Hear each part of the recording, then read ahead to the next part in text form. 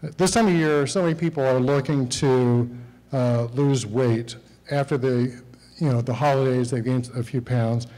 And we make goals and affirmations to lose weight and get into better shape, only to find that those dreams are shattered and get back to the same old bad habits that we've had before. Our speaker tonight is a man who is here to share his incredible story of not only weight loss, but overcoming food addictions and reaching his goal and dream of a healthy lifestyle. You can see him regularly posting his videos on the Exam Room podcast, but tonight we have him here in Pinckney Hall. Let's give a warm Sun City welcome to Chuck Carroll. Thank you, my friend.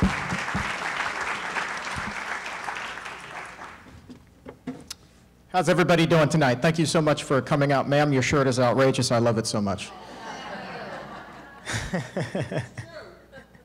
Oh, hold on. Can you just stand up and show the room for a second? This is so good.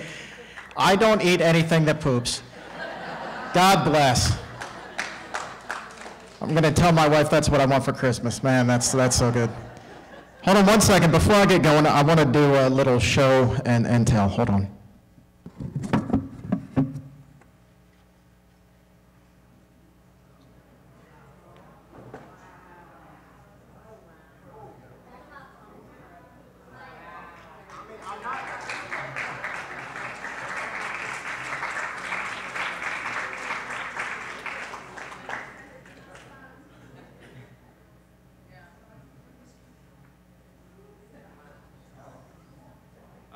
We're just going to put these right there for the time being. Are they going to stay? I don't know. Maybe not. There we go. Little backdrop. So that is an actual pair of my old pants. So that is me a number of years ago. Chuck version 1.0. I was clicking. There we go. 420 pounds at my heaviest. The pants there, well, I'm 5 feet 5 inches tall, so 420 and 5'5", that's a pretty deadly combination. These are 66-inch waist jeans. And my shirt size there was also a 6X. So pretty big guy. And version 2.0, the guy that's talking tonight, 140 pounds. Thank you. Thank you. 5'5", so I got smaller, didn't get taller. 32-inch waist pants today, and my shirt size is a small, which, thank you. It blows my mind. I never thought that I'd be able to say that. So the question is, how did I get there? How did I get to be this guy? And the answer is food addiction. I was woefully addicted to food, and we're going to talk about what foods here in just a little bit. Before we get into what it was that I used to eat, let's do kind of a little quizzy quiz here. On the screen, you see two brains. I assure you these are not of the same brain. These are two different brains, but can anybody tell me what the difference between these two brains is? Does anybody know? Ma'am, I see your hand.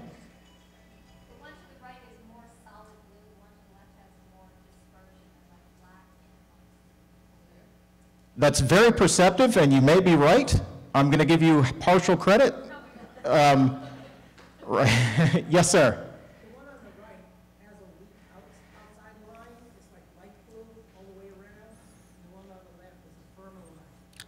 Very, very true. But could we, yes, ma'am, one more grab. I wasn't looking at any of that. I was looking at the yellow on the left and the red inside. There's more red inside on the left than on the right. All of y'all would be very good at those. Can you spot the difference between the two photo games? But can we all agree, though, pretty much unanimously, that they look pretty similar, right? Yes. All right, so here's the difference between the two. One is somebody who is using cocaine. The other is somebody who is like me, morbidly obese, eating something with a lot of fat and sugar in it. It is the same dopamine pathways, the same pleasure centers in the brain that are being activated. And that, my friends, is why it's so hard to lose weight. You are being set up to fail from the word go. Your brain reacts identically to fast food, to high-fat food, to indulgent foods, as it does when you use cocaine, heroin, alcohol, anything that's going to trigger the pleasure centers in the brain. It is all the same. So that is food addiction in a nutshell. And you don't just have to take my word for it. I mean, there are people who are doing a lot of research on this. You see more and more of it every single day. And I'm going to jump right to the conclusion here. This was a 2015 study. These people are much smarter than I could ever hope to be. And here's what these researchers concluded. They said that highly processed foods, the foods that really are so prevalent in what they call the standard American diet, may share characteristics with drugs of abuse, e.g., high dose, as in you need to eat more and more and more over time, your appetite grows, and then the rapid rate of absorption. So just as when you were to take a drink, you can get drunk pretty quickly. If you take a bite of fast food, your brain's gonna light up like a Christmas tree pretty daggone quickly. We're gonna talk about that too. The only thing I would change about this conclusion would be to strike out the word may and just go with which share characteristics. Because they absolutely do. So now let's talk about what foods are addictive. I love this part of the presentation. Outside of the podcast, I've teamed up with a neuroscientist at the University of Miami, and what we are doing is putting together a program to combat food addiction, but part of that is also building the first ever database of foods, and we are able to rate the probability that a certain food is going to be addictive. So we're going to get into that in just a second. So what we're seeing here is based off of 20 plus criteria for each one of these foods. We're able to go in there and tell you if it's a green food, proceed, no problem, you're not going to get hooked. Yellow, exercise caution, and red, that's that, you know, keep it out of your life, lest your brain lights up like what we just saw earlier tonight. So these here foods are some of the ones that are the most popular in the standard American diet. Let me step off to the side here. Pepperoni pizza from Pizza Hut, right? Now, our So Simple scale is based off of a 0 to 60. So you see everything here is pretty highly addictive. But here in America, as you know, we can't just have a slice of pepperoni pizza and call it good. No, we want more cheese, we want more pepperoni. So let's look at this. I've got the sugar content, the fat content, and the salt content listed for each one of these items. Now, this is what's called a dose response. You heard them talk about dose response in that conclusion there. You take one slice of pepperoni pizza, scores out to be a 45 out of 60, but then when you get pepperoni lovers and you pile on more pepperoni and more cheese, you get a little bit more fat, a little bit more salt, and what happens? That slice of pizza becomes more addictive.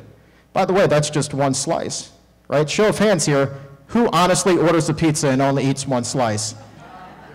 No? Nobody even wants to, yeah, all right, we've got a room full of honest people, I like it. Same thing with the McDonald's cheeseburger, right? You see that there? You've got the sugar, the fat, the salt. Gets a 40, but then you get the double cheeseburger. Boom, jumps up to a 55. Why? You're getting more salt, more fat, and it just cranks it up there. All right, more honesty. Show of hands, who here has eaten Oreos before? Come on, yeah, this is, all right, my kind of crowd. Again, honesty, I love it.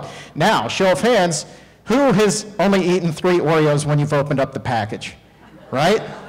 No, of course not. You eat 3, and then you eat 3 more, and then 3 more. Well, here's the thing. You have 3 Oreo cookies, that is the serving size, and you eat 3 of those, you're already in red territory. You're at 45 out of 60, right? That's a dangerous food. You're going to get hooked. That's why you can't just eat 3 of these things. You want to keep going. Well, what happens? Just like with the double cheeseburger, just like the pepperoni lovers pizza, it becomes more addictive. Same thing with the Snickers bar. This is just like the little, you know, regular size Snickers bar, right? But if you're in the checkout line, and you've got the regular Snickers, and then you've got the king size, right? What's the move? You look at the regular Snickers, you look around, do I see anybody I know? King size it is, and off you go, right? The standard American diet, my friends. So which foods are not addictive? Well, now here's where it gets fun and kind of boring at the same time. Nothing on this list poops, I assure you. What foods, and again, we're spotlighting sugar, fat, sodium. There's a lot that goes into how we calculate these numbers. But even though the apple has more sugar on it than basically anything other than the Snickers and Oreos on the previous page, only gets a 6 out of 60. That's as green light as it gets, basically. Same thing with the sweet potato. It's a sweet-tasting food, only gets a 1. And so far, based off of our calculations, the only food in the entire world that is not addictive in the least is broccoli. So we had broccoli for dinner earlier tonight, and I feel really good about that. I mean, this broccoli was delicious, but I'm not going to lose any sleep if I don't eat it again. That said, hook me up with the recipe. Same kind of thing with corn and strawberries, blueberries. Again, really low scores. So these are whole foods, foods that have a lot of fiber in it.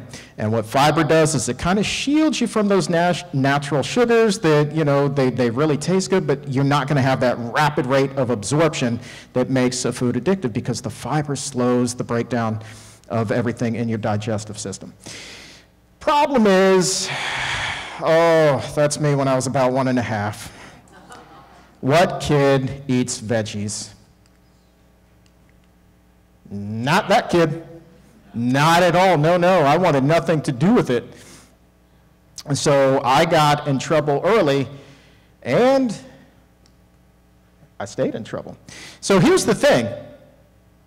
Food addiction is not a problem that's limited to adults. I didn't get to 420 pounds overnight. The seeds for my problem with obesity were planted even well before that 1.5-year-old that you just saw there, right? So right now, research shows that about 15% of children and adolescents in this country are already addicted to food. Now, you think about all of the food that's marketed to kids, the kinds of lunches that are being served in schools, all of the pizza parties, the ice cream parties, things like that. I actually think that that 15% is quite low.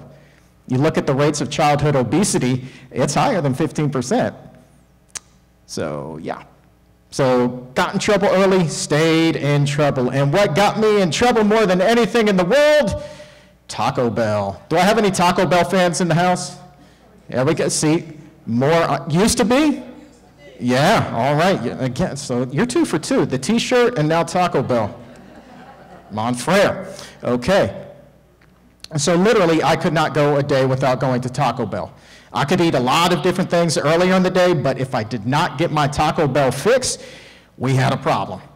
And I was eating the same thing every single day. Like, did anybody here watch Cheers on TV back in the day? Right? I was like the norm of Taco Bell. Right? So they would see my car pull into the parking lot, and it was like they just all poked their head outside, "Hey, Chuck!" And then by the time I got to the order board, they were like, "You want your usual?" Absolutely. So what was the usual?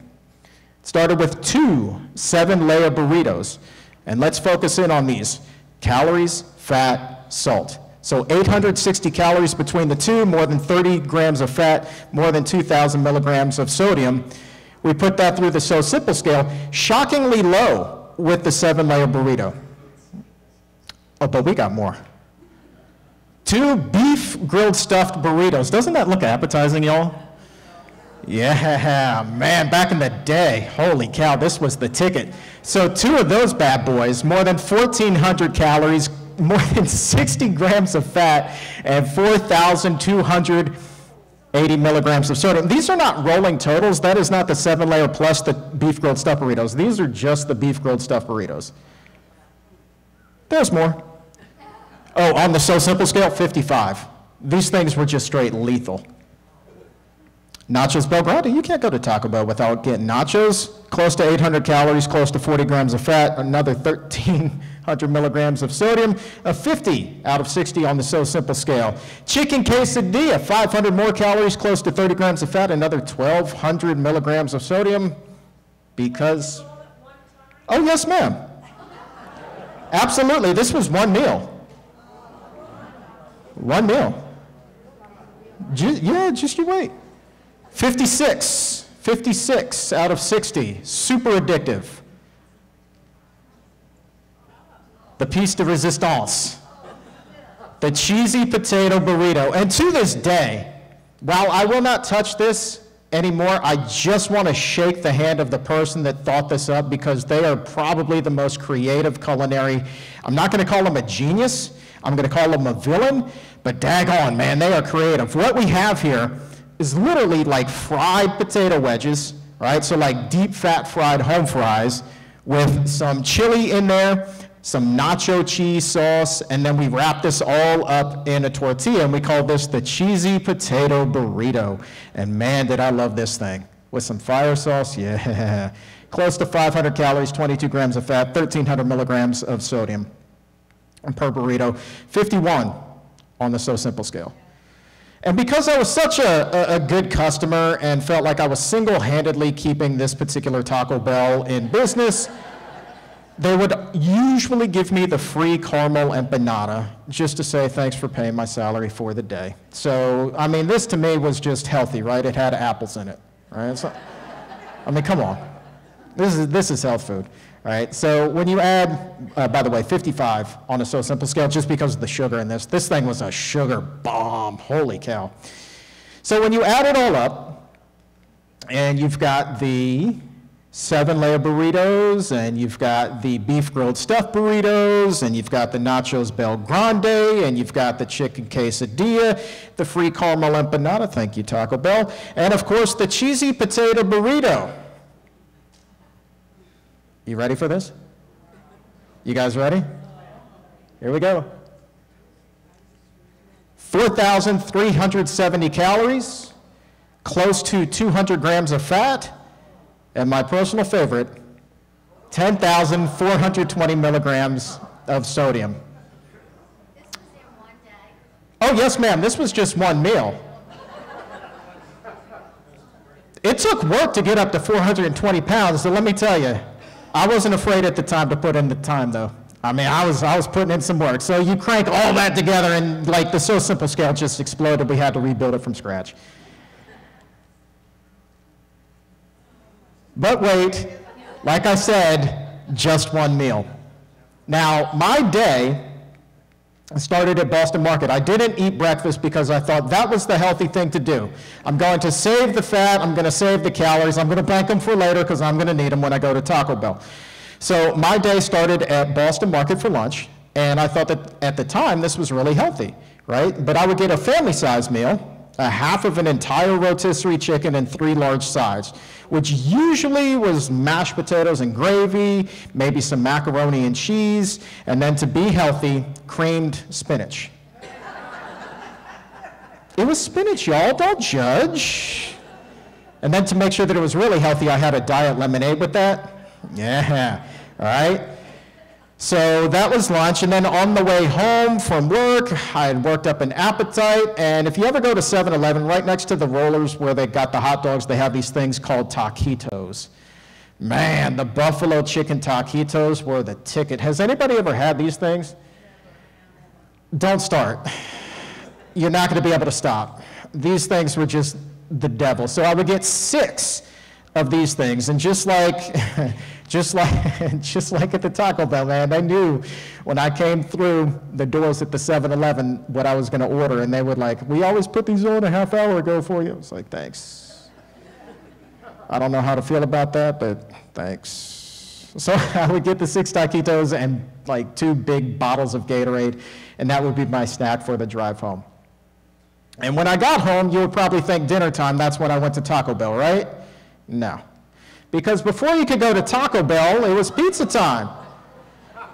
So I used to get these coupons in the mail that were clearly meant for a business, right? Like buy 4 pizzas, get the 5th for free, feed your entire staff for an all-staff meeting. I did not need to have a staff to know that this was a deal for old Chuck. So I would, yeah, man. I would get the 5 pizzas, and I would usually eat 1.5 or 2 and save the rest for the next day. And then a few hours later, I would go to Taco Bell, right? Once the pizza had worked its way through. I'm not kidding, man. Like, I was a mess. I was a hot mess.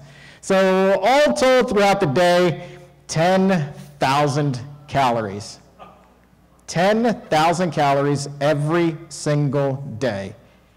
And that was how I got to 420 pounds. And I could not help myself. Now, there was some variation between the Boston Market, the 7-Eleven taquitos, and the Papa John's, but by and large, that was my go-to. Taco Bell was the number one, though. So the net effect of all of this was, felt like an elephant was sitting on my chest. Now, something to keep in mind here is that heart disease runs rampant in my family. Not everybody ate the way that I did, not anywhere close to it. I was just kind of on the accelerated plan. I never met my father's father. He died of a series of heart attacks before I was born. On my mother's side, my grandfather there, he had had a number of heart attacks himself, had had quadruple bypass, wound up dying of cancer, but he too had heart issues. And my own father had had about 7 heart surgeries by this point as well. I was just on the accelerated plan.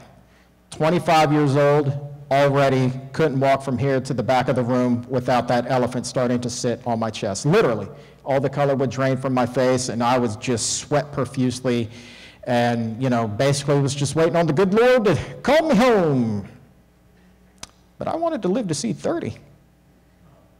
Literally, like I'm 25 and this is happening. Like, this is scary stuff. So what do you do when that elephant's sitting on your chest and you want to live, but you just don't know what to do? Well, you do what anybody in that position would do. Kind of, you go on the cookie diet. I can't make this, I just cannot make this up. So, also, what I've neglected to tell you was that at this point in my career, I was working as one of those wacky morning sidekicks on the radio, like whenever they needed like stupid stunts done. Like one time they did what's called the polar plunge, and they literally had to chip ice off of the Potomac River, and they had me jump in the water in a grass skirt and a coconut bra. This is how I was earning my living in my early 20s. I got a picture to prove it, but I spared you and did not include it in this presentation. So what, here's the best part. The radio station I'm working for, WBIG. Big 100.3. I had found my calling at the time, y'all. So one day, somebody in the sales department comes into the studio. They're like, look, Chuck, we've got this client, the Cookie Diet. They would love for you to endorse their program.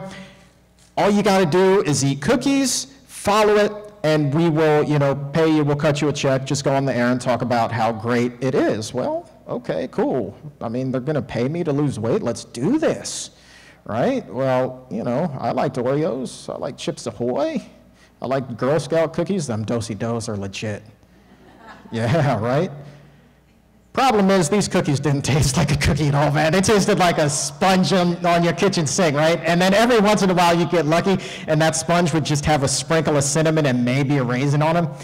But, so the deal with the Cookie Diet is you eat one for breakfast, you eat one for lunch, and you drink a bunch of water with each one of them, and that's supposed to keep you full until you get to dinner.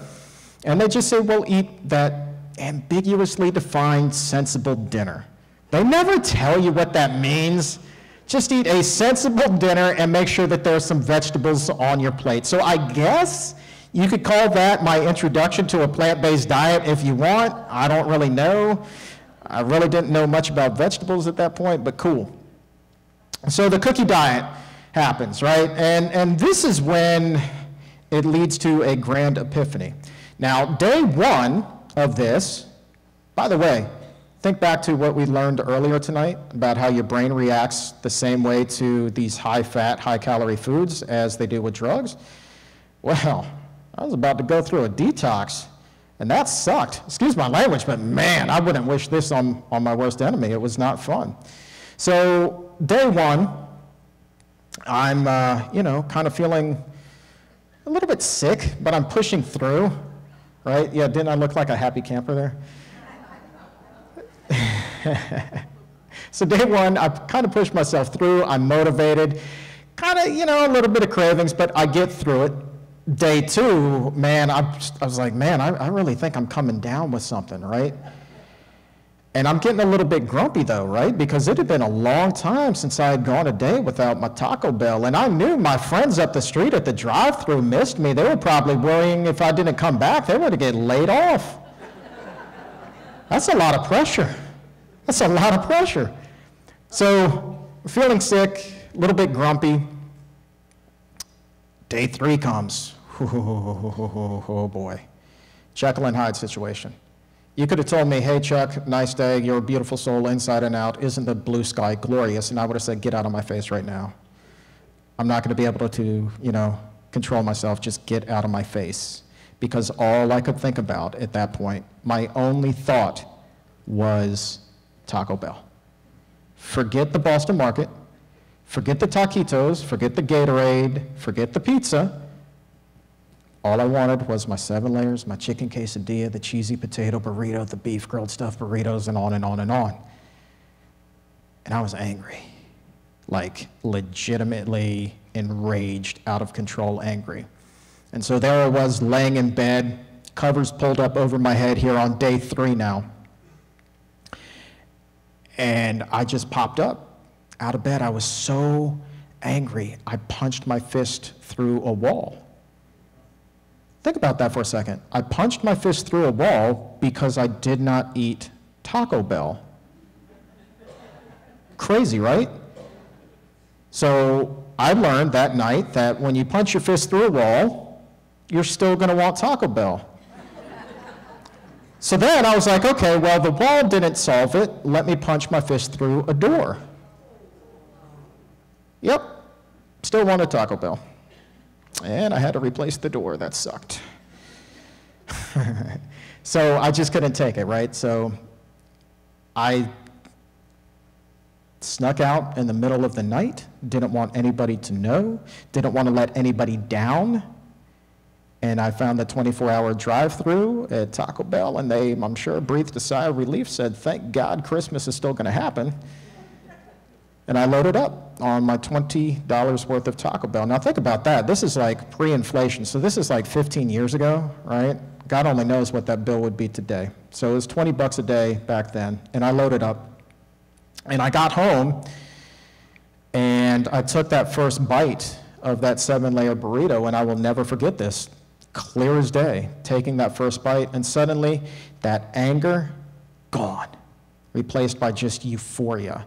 That sickness, it was like I had just been giving a major antibiotic, just wiped everything out of my system, and I felt great. And it was like this wave of calm washed over me. It was a physical warm sensation. And man, I was really happy for just a minute. But then it dawned on me, because I had seen other family members struggle with addiction, things other than food. You know, the typical things that we become addicted to, or at least we think we become addicted to, or that's what we equate anyway, I should say.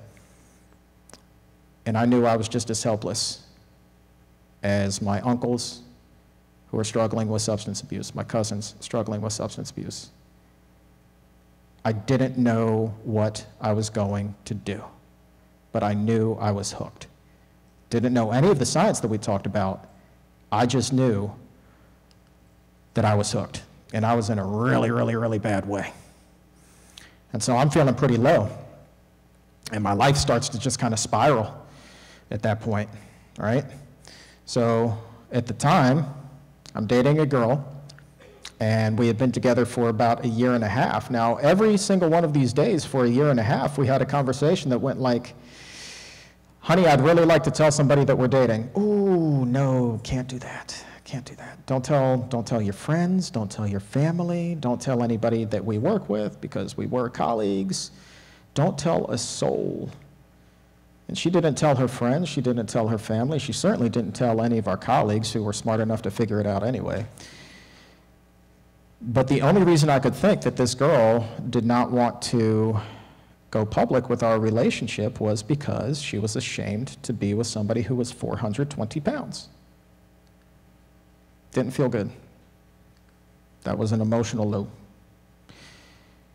And again, drawing the parallels between drug use, drug addiction and food addiction. I had friends that, shocker, after the cookie diet failed, when they decided that they had had their fill with advertising, their marketing budget dried up, I decided, well, I don't have to hide my trips to Taco Bell, and I just went right off the rails, right? I had been working out in the gym 2.5, 3 hours a day just so I could keep going to Taco Bell and literally go on the radio and lie to people and say the cookie diet is working. So I wound up just doing that, lost about 60 pounds, but once the cookie diet ended, all of the weight came pouring back on so rapidly that my friends tried to organize an intervention for me. An intervention, and these were some of my best friends in the entire world, and the person who was organizing this intervention is actually the guy who gave me my biggest break ever in my career, and to this day I owe him basically everything in terms of my professional career. But I called him up and I read him the riot act,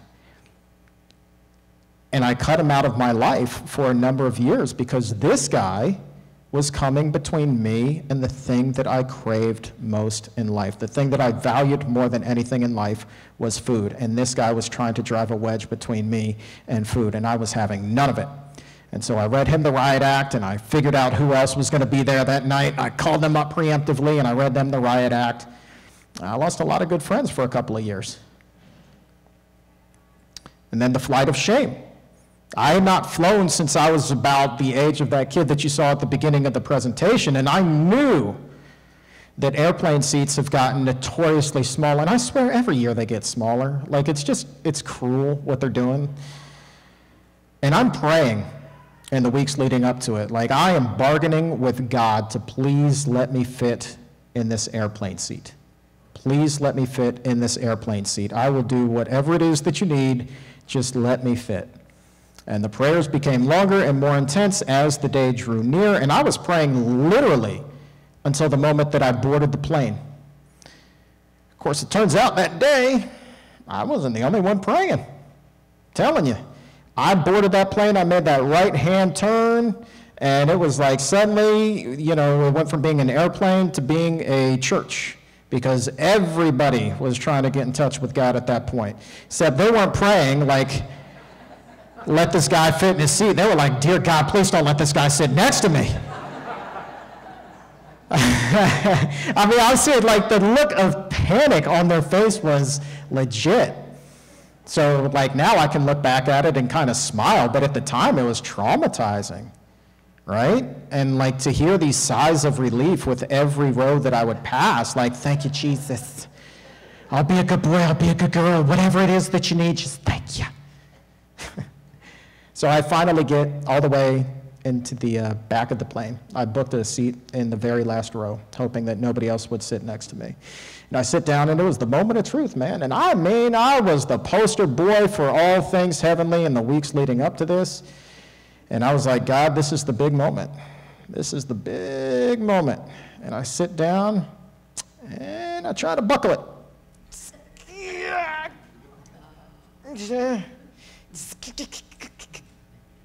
Didn't even come close. So I'm like, all right, what else can I do here? What else can I do? Okay, so then I lifted up my big old gut, and I tried to buckle underneath of my belly. Like, all right, well, this is going to save me like at least 6 or 7 inches.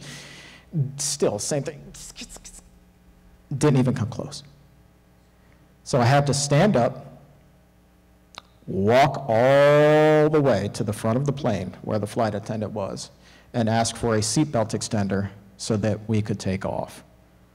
And then the look of judgment, disdain, snickering from a lot of people who were on board that day, those were all like little daggers that were piercing my heart as I walked to the back of that plane.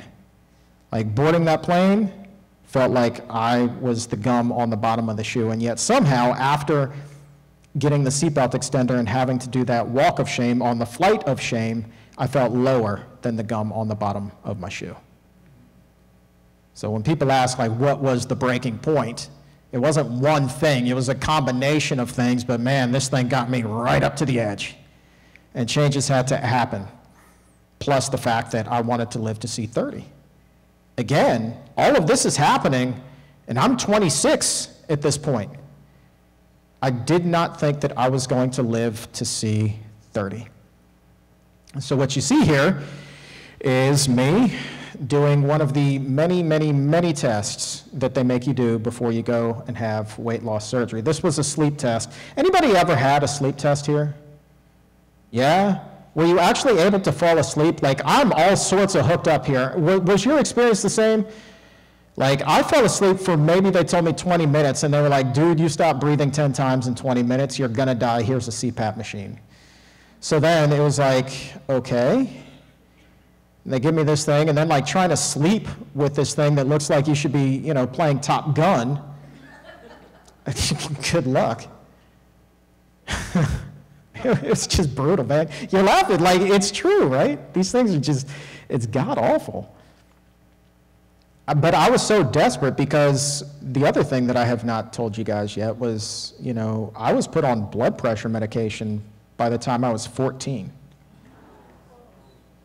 I was a freshman in high school and given a prescription for high blood pressure pills, which at the time I was like, maybe I'm a little bit young for this, but it was normal because so many people in my family were already on them. So I was like, cool, I got something in common with Dad, right? When they gave me the prescription for the blood pressure medication, like they didn't tell me to eat better. They said, eat a little bit less salt and, I don't know, play another sport. I don't, you know, it's like, come on, do better. So what I did was, you know, the day that they gave me the prescription, I went to the drive-thru because at that point it was like being given a green light to continue down these unhealthy roads. And my blood pressure uncontrolled at that point was like 185, 190 over 100. So blood pressure medication helped some, but the Taco Bell sure as heck didn't. Just kind of canceled it out. So you go through with the weight loss surgery, and here's the thing. It's like people say all the time, could you have done this without the weight loss surgery? I don't know. I honest to God do not know. I know that everybody who has had it that I know has put all of the weight back on, or the vast majority of it, because over time, and I encourage everybody here to pull the statistics, over time, it becomes just like any other diet. We are bound to repeat our same mistakes, our same failures, if we do not make the changes necessary. And even when you do something as drastic as bariatric surgery, they still don't teach you how to eat. They still don't teach you how to eat. Case in point, I had lost a lot of weight. And like, when you first have it, like, you can't help but to lose weight because initially, with the procedure that I had, your stomach gets shrunken down to about the size of your thumb, right? Pretty small. Problem is, your stomach is also a balloon and can expand right back out to the same size that it was before, right? So that's what happens with a lot of people. And they just never change their eating habits, so they wind up right there. As a matter of fact, the surgeon will tell you when you go in for consultation, I don't know how many of you know this, will tell you, well, if this first one doesn't work, if you regain the weight, don't worry, we'll go back in and staple your stomach again. It's like, good God, really? All right, that didn't sound like a lot of fun. So the weight starts coming off. I thought I was tough, so I shaved my head. God, that's just a really bad idea. I'm so sorry. I was in my 20s. I get a pass, though. So fun fact, and I kept on shrinking. Fun fact, this guy's like a legitimate 7-footer, 410 pounds, which means that at my heaviest, I still weighed 10 pounds more than this guy did, right? And a lot of cool things happened, right? So instead of a lot of bad things happening, like, I'm having my dream job. I get this surge of confidence. I'm like, what do I want to do now, right? I felt like I get to ask myself that question, what do I want to be when I grow up? So I start a sports media company, and I start covering the NFL. And I'm in the locker rooms of a lot of teams. Specifically, I was on the beat for the team in Washington. And I wound up starting to do a lot of radio shows with these guys, become friends with a number of them. And one of the players is the one who gave me the nickname, the Weight Loss Champion, on the show that we were doing. So it was like, that wasn't anything that I called myself, but when somebody who was like 6'6", 6'7", 320, and all muscle says, we're gonna call you this, just go with it. It's so much easier just to go with it. So I'm having fun. Like, I was always a sports guy. And gone was the girl who wanted to hide me, and then I wound up with the best girl ever, a girl who I had seen on TV for a number of years. We had a lot of the same colleagues, a lot of the same friends, but I had such a crush on her, I never wanted to introduce myself to her, because what would she want with somebody who was so severely overweight, right? I had just been through a relationship where I was hidden. Why would it be any different with the person who had won an Emmy Award, right? Well, you know, that surge of confidence, the one day we wound up working at the same station together, and I just kind of like say, hey, baby, my name's Chuck. How you doing? That's my wife now. Yeah, no, I didn't have that good of a game. It was probably like a really awkward conversation I just fuddled through. She probably took pity on me. But anyway, to this day, I still have the best girl ever. And from sports, CBS came calling because I was working for myself and I was breaking stories. They were like, look, man, we have a news station that we're starting in Washington, D.C., and we're looking for reporters. Would you be interested in going from sports to covering regular news? I was like, cool. So I wound up having some of these crazy adventures, like chasing the Pope around Washington, D.C. Yeah, I mean, it was just wild. I mean, just such a privilege to be able to see the things in real life that you either read about in the paper or see on the news. It was just a lot of fun. Problem is, all the while, I still don't know what the heck I'm doing when it came to food, right? I'm just kind of like holding my breath and waiting for that weight to come back on, because again, it had happened to every single person I knew, whether they had had weight loss surgery or whether they had been on a diet, and even given my own history, how many times I had gone up and down the scale, yo-yo dieting to death. I'm sure that there are a lot of you here tonight who have also gone up and down the scale. So I was just wondering when this day was going to come. It wasn't a matter really of when or if, it was when. It absolutely was when it was going to happen, and that is when fate intervened. This gentleman is Adam Kerker. This is the gentleman, you see how big he is. He's the one that called me the weight loss champion, so now you see why I just kind of rode with it. Neither one of us were plant-based, but our agent at the time was working for PCRM, and they were doing a campaign where they were looking for professional athletes and media personalities to do what they called teaming up for health. And they were like, guys, we just need you to come in and talk about healthy eating and why vegetables are a part of a healthy diet. And we're like, cool, we got you. That was my introduction to plant-based eating. Now, I kind of tucked away PCRM in my mind for a number of years after this. I was like, that was a really cool organization. They surely gave me a lot to think about. But I stayed with CBS, and then I went to NBC, and eventually, I just got tired of covering death and destruction and murder and mayhem every single day. That started to take an emotional toll on me. But let's get back to the plants for a second. And plant foods. So let's circle back to the beginning of the presentation. Which foods are addictive? All of the crap that I used to eat, right? All of it. The pepperoni pizza, the double cheeseburgers, the Oreos, the Snickers. I mean, we saw how Taco Bell scaled out earlier. Super highly addictive foods. I still didn't know a lot about food addiction at that point, other than my own experience. And I will never forget the day I was at my surgeon's office. You have to go for these checkups every so often for the first few years. And I was about, I don't know, maybe a year or so into the initial weight loss. And he's like, look, Chuck, you've done a great job. You need to eat a hamburger. Yeah, so he said need. He didn't say you could if you wanted. He said you need to. It's time. You need to eat a hamburger. Still was not eating a plant-based diet here, but I knew, based off of my previous experience, that this was literally the worst piece of advice that I had ever been given in my entire life. And this was coming from somebody who works on morbidly obese people for a living. This guy is literally putting a drink back into the hand of an alcoholic. I never ate the hamburger. And he's still giving out those same menus to his patients. But because I never ate the hamburger and because of the physician's committee, I was eating a lot more of these types of foods.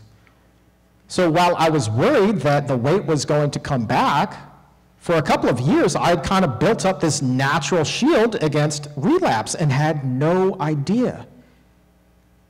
I wasn't craving these wacky foods anymore. I'm not saying that I still don't get cravings for Taco Bell from time to time, because I do. But because I was eating a lot of these whole foods, I wasn't having fits, like feeling like I need to punch my fist through a wall. So apples, sweet potatoes, broccoli, again, the only food on the face of the earth, zero, not gonna get addicted.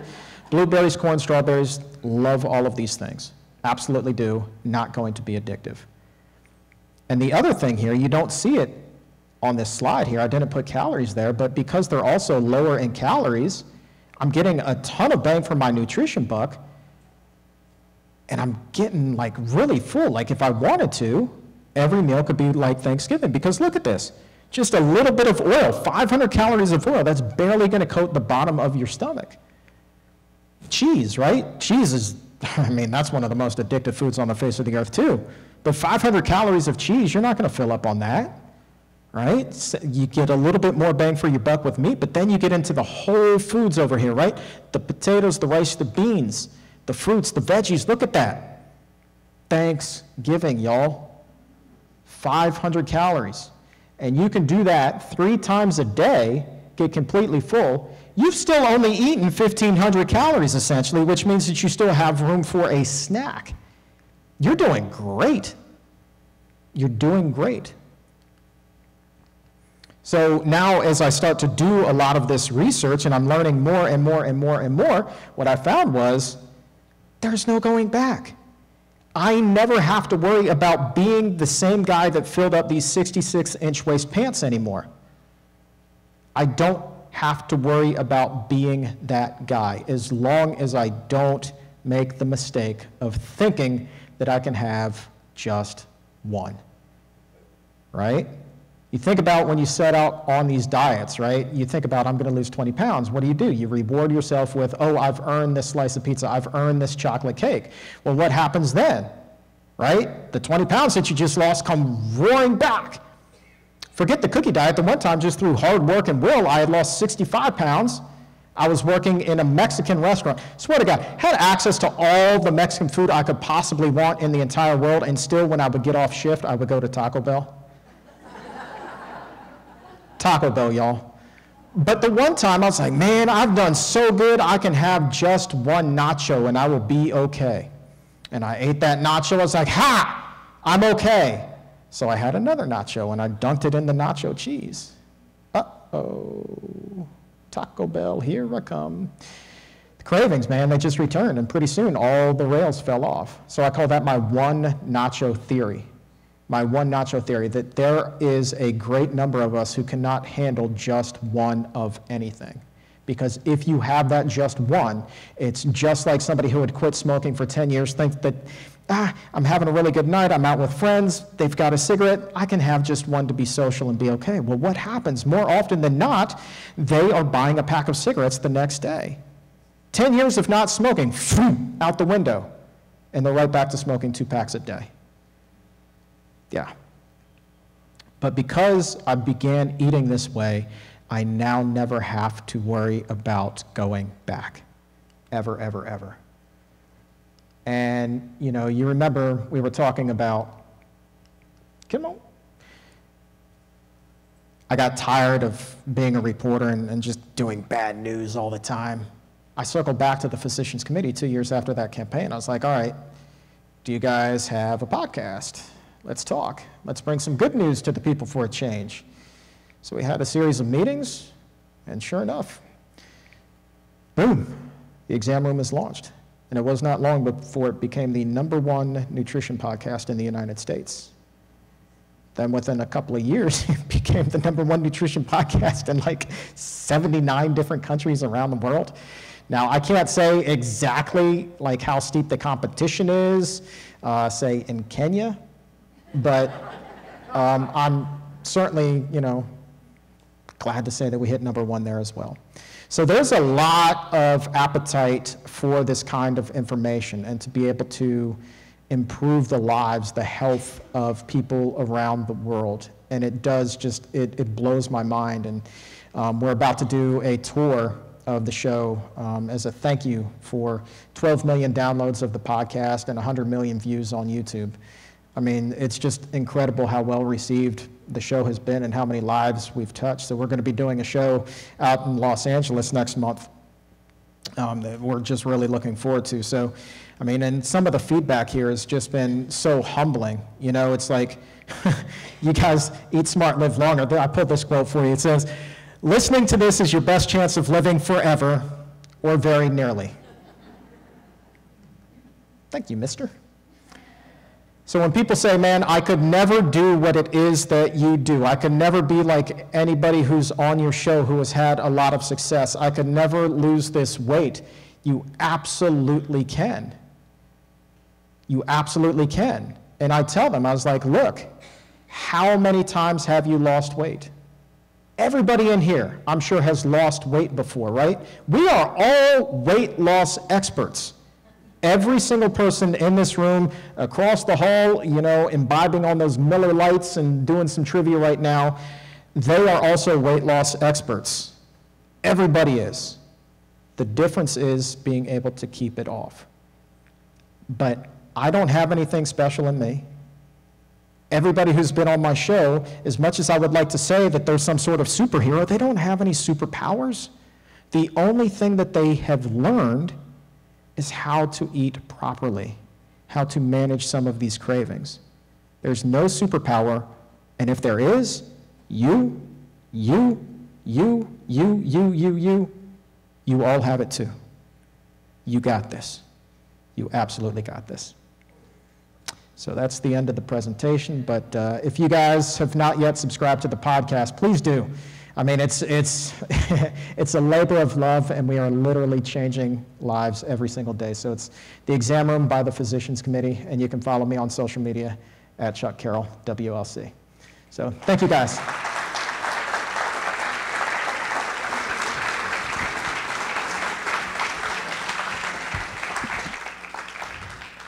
Thank you, Chuck. Does anybody have any questions? Can I have you come up and ask a question, if you would, please? Go ahead. I love that question. Okay. Still have it. Chuck, let me just, the question was, how did you handle excess skin? Still have it. It's just kind of conveniently hidden. I got lucky where it's not necessarily hanging off of my face. But I have a lot around my thighs and in my abdomen. Luckily, I'm married, so I don't really have to worry about that embarrassing thing. But here's the thing, right? People, back in the day, before I was ready to change, if somebody would have said, well, you're going to have some extra skin after you lose weight, I would have been like, well, then I'm not losing weight because I don't want to look like that. I would have used that as an excuse not to make changes. You make excuses so that you don't have to change, and it could be anything. But extra skin would certainly be one of those where I would just say, nah, I want no part of that. I'm just going to stay this way. I will tell you this, the extra skin that I have is kind of like a badge of honor, right?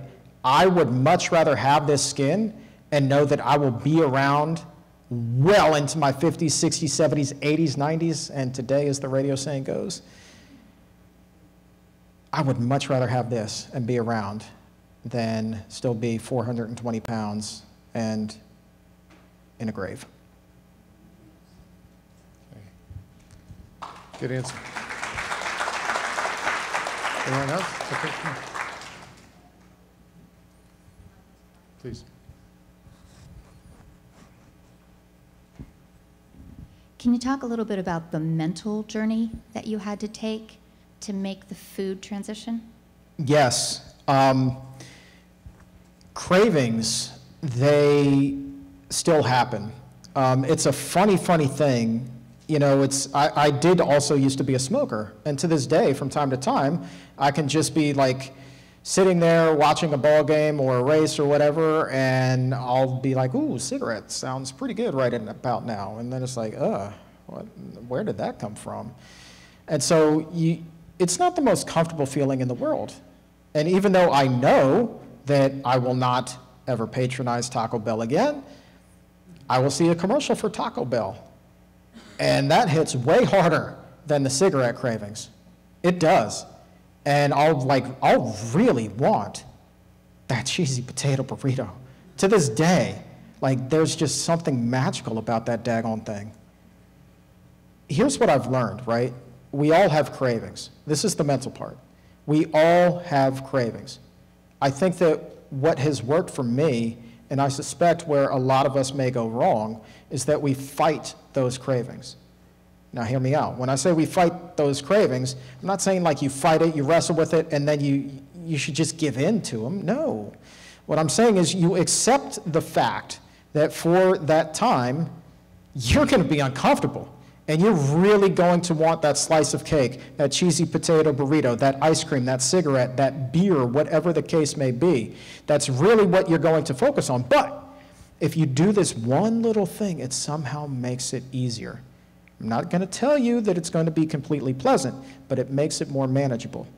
And that is simply by accepting the fact that while that craving is hitting, you're going to be uncomfortable. You essentially give yourself permission to be uncomfortable in that moment. And just by doing that, somehow it makes it more manageable. Because what you're going through is completely normal. Everybody has cravings, and we all wrestle with them. But the harder we fight these things, the more bite there is to that craving. So if you just accept it for that time being, it passes a little bit quicker, and you prove to yourself that you can be stronger. And it takes discipline and it takes practice to be able to reach that point. But that is so critical in maintaining the weight loss. Chuck, did you seek the help of any therapist or anything in fighting your addiction? Man, so initially they try to make you do that when you have weight loss surgery. They have these support groups that are mandatory. And they have a psychologist there, they've got a nutritionist there, they've got a trainer there every single week. And it's a group of patients. The thing is, it's like the further out you are from the surgery, like the more cracks you start to see in the system. So just like the doctor had prescribed me a hamburger, that's essentially what he did, prescribed me a hamburger. You sit around and the other people who are in this group with you are then learning to game the system. And I will never forget the day that one woman looked the nutritionist in the eye. She's like, you know, I've really been craving Swedish fish recently. You know those candies, the Swedish fish? And she's like, could I have one of those and be okay? And the nutritionist is like, yes, you can. Just make sure that you eat them in moderation. Well, here's the thing. This lady pulled a big old bag of Swedish fish out of her purse and started going to town, like in front of everybody. So what happened then? Well, somebody else in the group was like, well, I've really been craving soda recently. Could I have, a Sprite? Yes, just in moderation. Pulls out a daggone 2-liter bottle of Sprite from her purse. I don't know how she fit it in there, but there it was. And she had her 2-liter bottle of Sprite just right there. And over time, you started to see people bring more and more and more of that stuff in there. And so if the psychologist is saying okay to that, if the nutritionist is saying okay to that, if the trainer's just kind of rolling their eyes to that, to their credit, that was the extent of the psychological support that I got. And I think that while it is important if you are really wrestling strongly with an addiction to get some sort of support, seek somebody out who specializes in food addiction.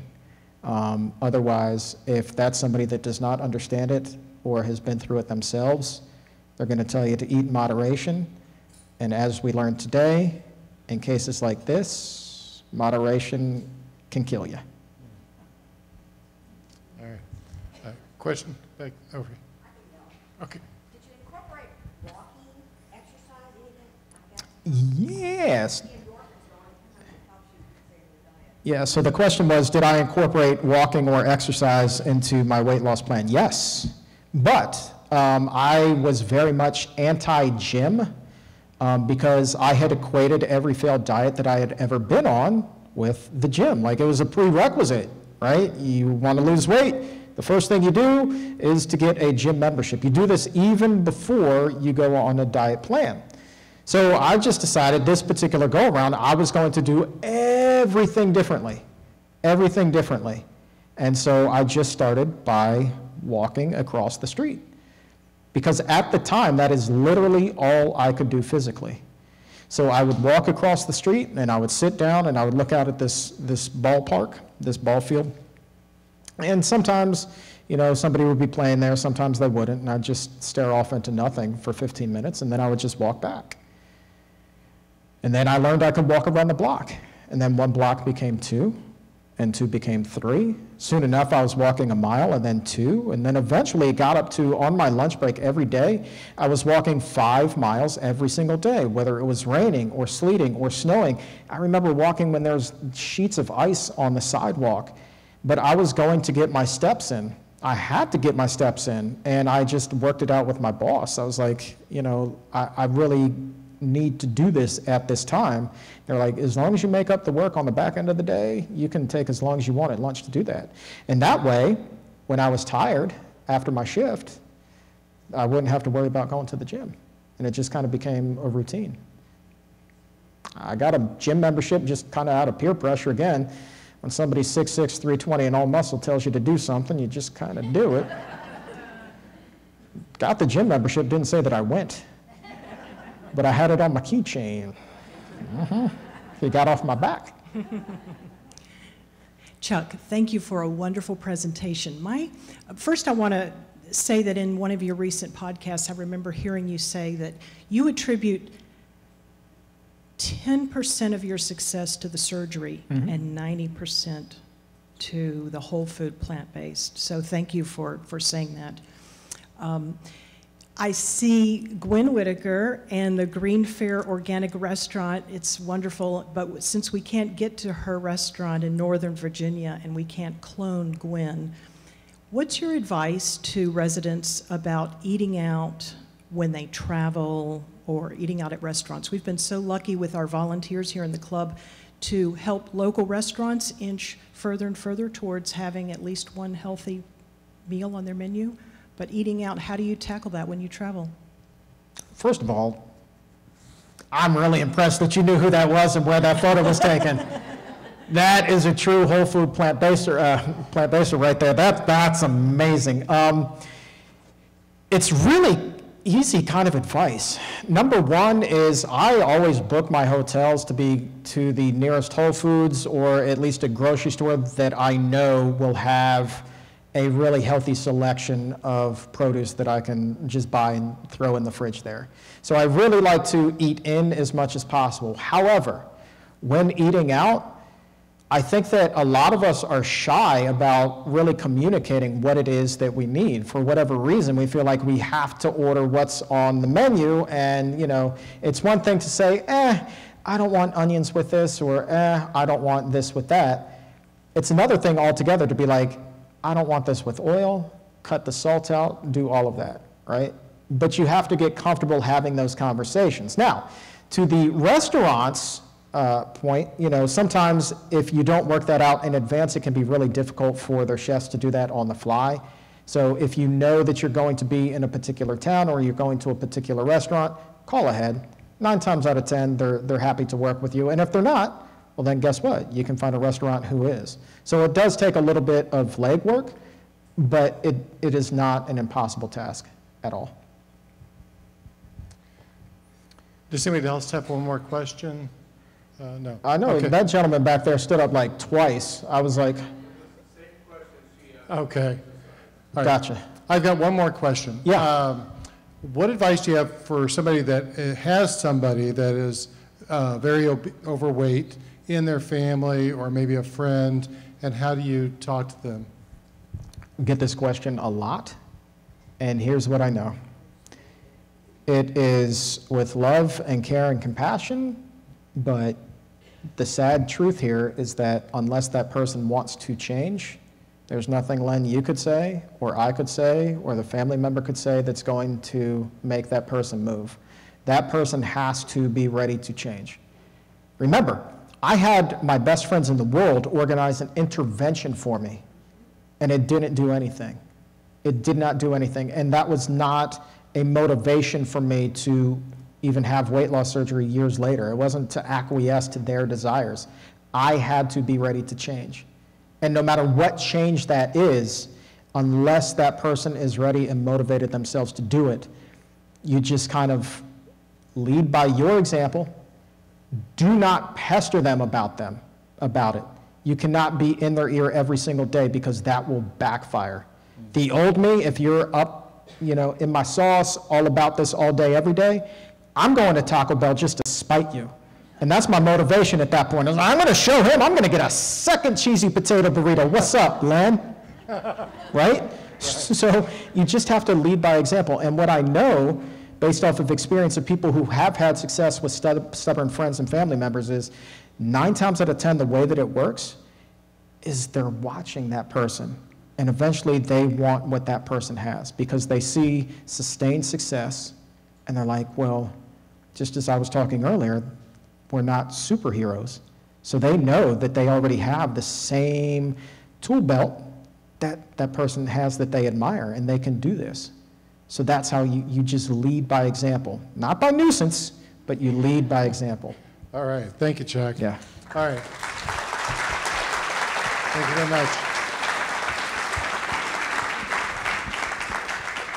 All right, I think we've all have to agree that Chuck gave a great presentation, and really appreciate him coming to town.